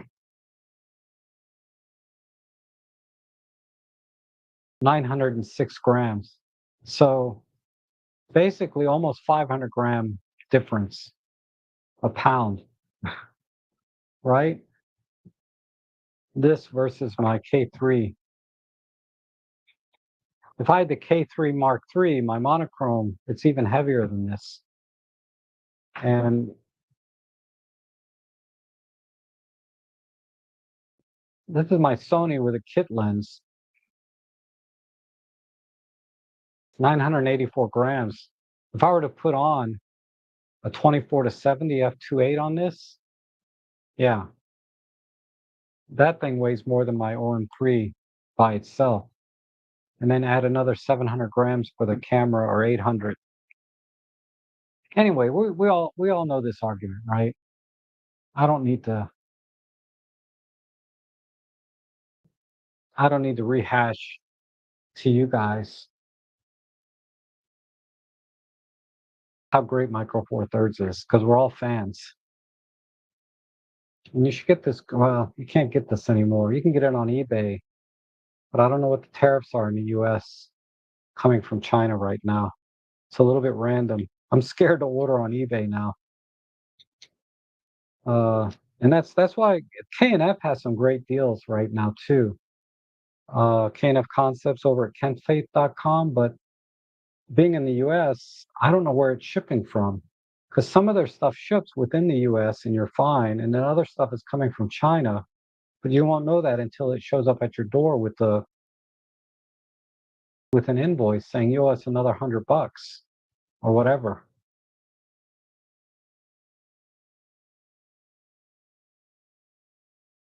For macro,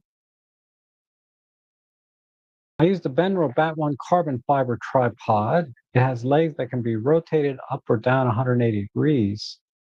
And the center post that allows you to position the camera inches from the ground. Okay, let's take a look at that. Maybe it's on a Prime Day sale. Let's see. Benro. You guys are always so helpful. Benro Bat 1 tripod. Oh, this one. That's no joke though, man. Come on. $300?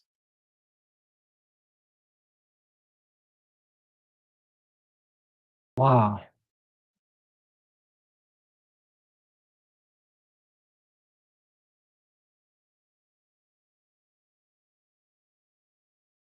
It's pretty compact. How tall is it?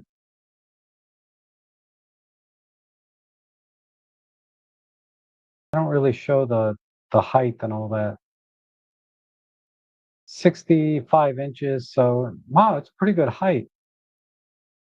And what size are the tubes? That's the problem with a lot of listings. They don't give you the fine print. It looks like these are 25 millimeter tubes. I can probably tell by the weight. Do they give the weight of this thing? Item weight 3.2 pounds.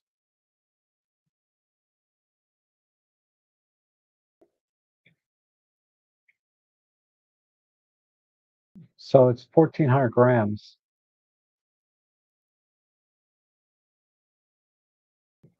Uh, Interesting. What's this one? Oh, that's tiny, tiny. That's that's almost the same thing. What's different about this? That it costs more. 4 leg. This is a 5 leg. Okay, so the 4 leg one has thicker tubes. So this will be more stable, but it's probably not as tall. Oh, it's also 65. Interesting. Oh wait, no. This one has a max height 177 centimeters. So 177, 69, so 7. Wow, it's taller. Interesting. Benro makes good stuff though. Uh, but yeah, I get the thing about the inverted, having the legs invert. Not only do you get extremely low because you can move the center column off, right? It unscrews. But if you actually invert the legs, you can invert the legs or you can invert the column and put the camera down like probably one or 2 inches from the ground, even lower than you can with the legs extended. So there's a lot of ways to do it. I think what's his name?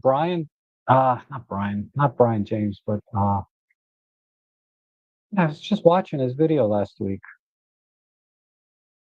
My memory's so bad. Anyway, he has a whole rig set up to hang his camera upside down that he made himself with L brackets and things. Uh, and the Great Van Z's, I would go full frame, make one small and lightweight for smaller lenses. Well, the Canon R8 is pretty much it. Canon R8, you can get that with, it doesn't have weather sealing, image stabilization, battery life is terrible, and there's a lot of trade-offs when you go that small in a full frame. A7C Mark II. Also, oh, my delivery is here. Nothing special today. I got my seat and my arm protectors coming in today. Other stuff isn't coming till next week. But we'll go get into an unboxing. Maybe it's something else. Surprise. But what the heck were we talking about? Oh, so think about it. You can get an A7C2 with like their 2.8 primes or maybe their 2.5 primes. You can do that. That's a pretty small, lightweight setup, right? A7C2 with some small primes, and that's the argument a lot of full frame enthusiasts will give you. If I shoot Micro Four Thirds, if I can get an A7C Mark II, slap on a 45 f 2.5 from Sigma, and I got practically the same size system as an OM1 with a 12 to 40 or whatever prime. It's not that much difference. The difference is, okay, the feature sets in the OM3, OM1, OM5, Mark II even, all of the features and computational things and everything else you get in these cameras and the stabilization, everything you can do with these cameras, and for me, far outweighs any image quality benefits that a full frame system would give me. Especially when we start talking about birding and wildlife, I get it. I get it. 600 millimeter f4 is going to be better than a 300 millimeter f4. Okay. But, look at the price difference. It's like $12,000 for 600 f4. You can get a 300 f4 right now on sale for 2,700. And so, I mean, we can go back and forth all day long. Ultimately, you have to make a choice, and it's up to you. What do you value, right? If you want the ultimate image quality, and you're only going to use a couple of primes, yeah, A7C2, A7CR, Canon R8. Canon R8 is pretty cheap. It's 1,400 now, and you can get a couple of small primes for 200-300 a pop, and you're good to go. But you give up, with the small cameras, you give up weather because I don't think the A7Cs are weather sealed or anything. So you're going to give up something with small full frame cameras. The alternative is Fujifilm. They got some nice stuff. Uh, XE4 is out, but that's 1800. I don't think it's weather sealed. Maybe it is. I don't remember, et cetera, et cetera. There's a lot of cameras out there to choose from, but I just prefer Micro Four Thirds for everything that it offers. The things that it offers are more of a priority to me than say maybe somebody else.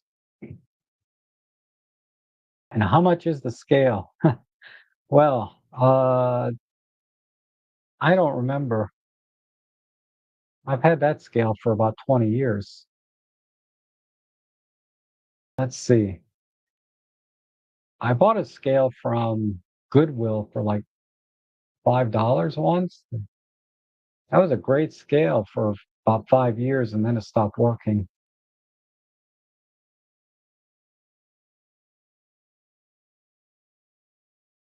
Um, ooh, KitchenAid, precision, 1 pound capacity. Oh, we need more than that. I'll find you a good scale. I use a scale all the time. 22 pound capacity. This will do it. It's $8. This one's a little nicer. These are so cheap.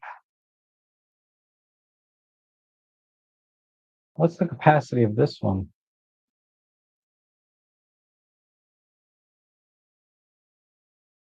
Oh, 11 pounds.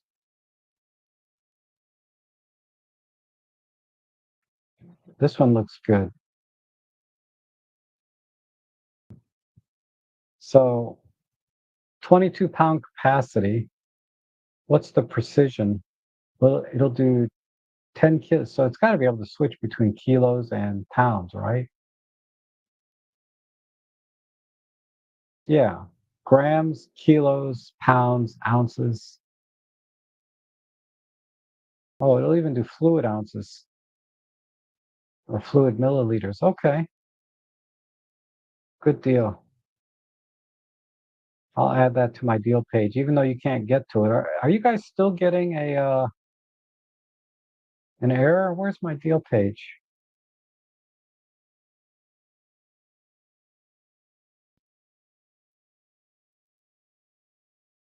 You know what? Maybe that's why we're getting no. I don't see it anymore.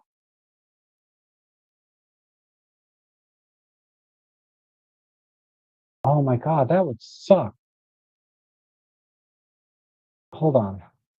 Now my mouse is out. I hate this mouse. I ordered a new mouse. How about this mouse? This one's working.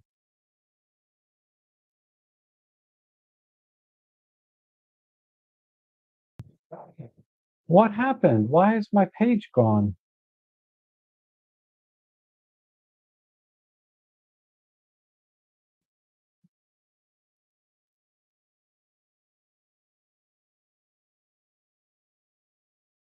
Man, I curated that thing.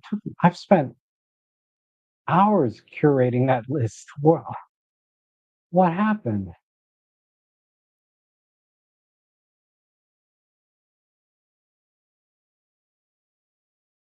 Earnings.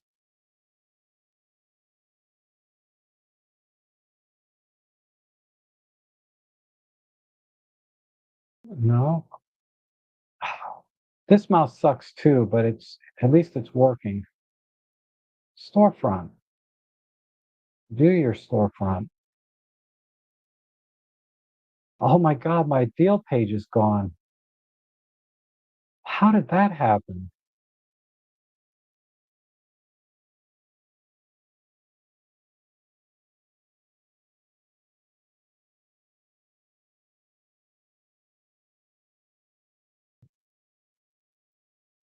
Well, that sucks. If my mouse was working, I could build it back real quick. Let me try this mouse again. Nope.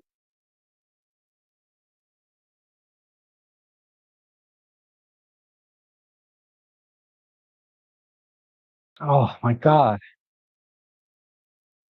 All these mice. Ideal is create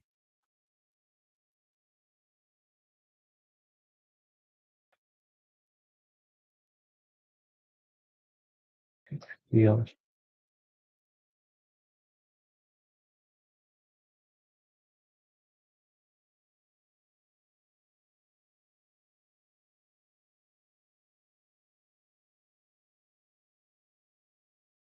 No, that's not the right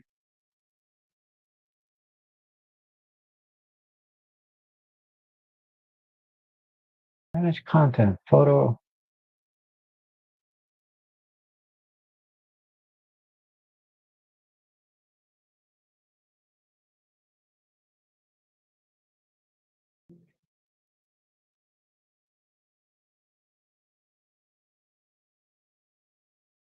Ah,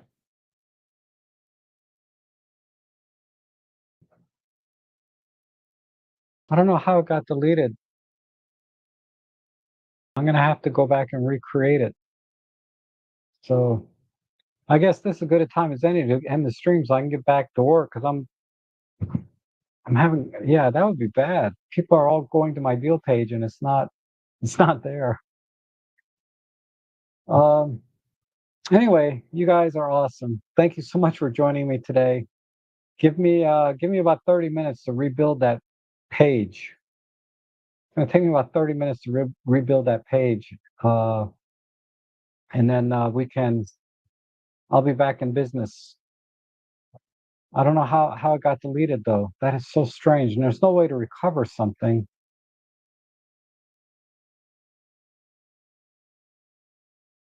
Yeah, I'm looking. It's completely gone. That is so weird. But you guys are awesome. Thanks so much for joining me today. Uh, just go to this page for now.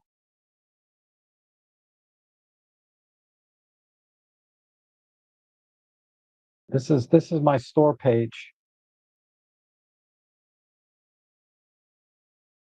and then the robtrick.com/deals will start working again soon. I don't know why that got deleted though.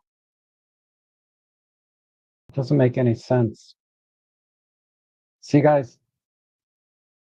Have a great rest of your day. Have a great weekend and a great uh, yeah. Go ahead and shoot. I'm sorry. I'm flustered because my page is down. I appreciate you being here. We'll see you again soon.